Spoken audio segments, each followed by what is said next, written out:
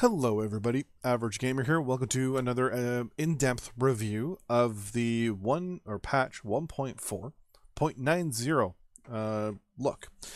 So specifically in this video, we're going to be talking about the gameplay changes. So that are weapon changes, equipment changes, and the new mech collision improvements, which they are changing up. And basically they're working on mech-to-mech collisions a lot better, and basically trying to cut back on rubber banding or warping. So thumbs up for that. Basically, the way it sounds to me is that, they even put in this line, these improvements should have a great effect on the feel of close quarters combat. That tells me right there that they're, you know what? Battletech recently announced that they're going to be doing, melee. Maybe they'll be melee. You don't know. We don't know. So overall, heatsinks, single heatsinks for both Clan and Inner Sphere have been changed. Pretty much nothing really has been changed other than engine dissipation. So if a heatsink is now in an engine, it dissipates by an additional 0.01. So it goes from 0.11 to 0.12 is how much it dissipates now, which isn't too bad. Double heatsinks for Inner Sphere.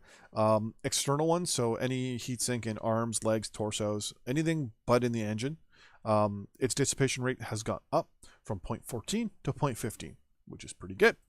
The overall engine dissipation is still going to be at 0.2. The overall heat capacity as well has been increased for double heatsinks from 1.1 to 1.5. It's almost 50% increase. I like that. That would be pretty good. Now that just means you'll be able to basically dish out more heat, and it'll cook off a little quicker.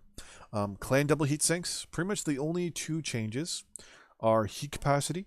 That's been increased as well to 1.5%, or sorry, 1.5 from 1.1. And the overall component health, though, here's the kicker. For Clan double heatsinks, because they're more efficient and overall just better, basically at this point, the health has been reduced from 10 health points to 6.6 health points. So I will see on my clans those health crits happening a lot more often now. You're going to be hearing heat sink destroyed a lot more often from Betty. Ballistics, so Clan A Ultra 5s, 10s, and 20s. The cooldown's been reduced on all of them. From 1.8 seconds to 1.6 for the 5, from 2.9 to 2.5, basically they're all being moved back. And the AC-20 from 4.7 to 4 seconds. Really good, right? Gauss Rifle. The Gauss Rifle, the max range has been reduced has been reduced to 1,320 from 1,980 meters. That is gonna suck. I know personally I love my Gauss on like my lights and stuff, and I love hitting people from so far away they can't even see me. Fortunately, now you gotta get in closer, about 600 meters, which believe me is a lot. Now you move in within that large laser range, and you can't sit outside a large laser range and pip them with Gauss rounds. Overall the gun itself, it's been increased now, so now there is a 100% chance that the component health has been increased. From 10 to 5.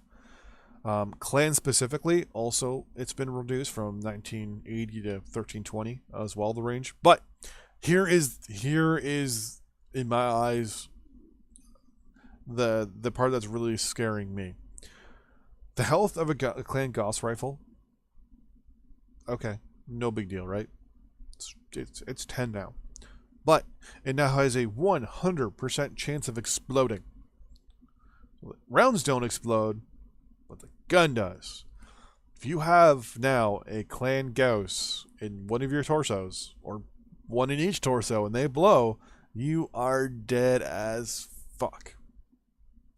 So you always got to pay attention to that now. Machine guns, overall, this is a big deal. A huge deal. So the overall damage has been increased from 0.8 or 80 to 0.95 per round. The overall speed or spread, so the amount the actual rounds go out has been decreased by 60%. It hasn't been reduced to 60, it's been reduced by 60%. We'll have a picture in a second showing just how much that's changed. Clan machine guns, same difference, same changes. The only difference is that the health has been decreased by half. So from 5 to 10%. So overall, they found that basically the way the machine gun's working were not working properly. The way it's supposed to work is it's supposed to be it's supposed to strip your armor and get into those crits, right? Get those crit points. Basically, they weren't working. They were failing. So what they've done is they have made them really, really more accurate. So here, right, you can see rounds are landing in this picture here. Center torso, the arm, right torso. It's pretty spread out. Now, it's exactly where your reticle is where they're going to hit. That is scary. That is going to be scary. So changes also to missiles. So SRMs, specifically Clan and IS, the heat penalty has been upped because I guess because we're using them too much now. So all SRMs from 1 to 1.75. Streak 2s for both Clan and Inner Sphere have gone from 1 to 1.75. And Clan 4s and 6s. Streak 4s and Streak 6s. Heat's gone from 1.1 to 1.8.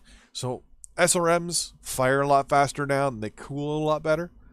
But the heat penalty is gonna hurt if you go above the that minimum threshold.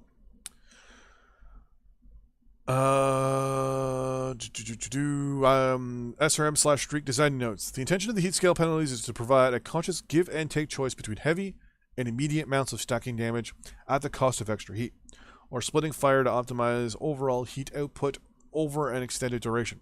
When it comes to SRMs and streaks, the lax penalty the lax penalty in place for the launchers did not provide adequate amount of give and take as intended, and each higher launcher counts of 6 to 8 provided minimal penalties. Basically, people like me were using 6s, 4s, and 2s.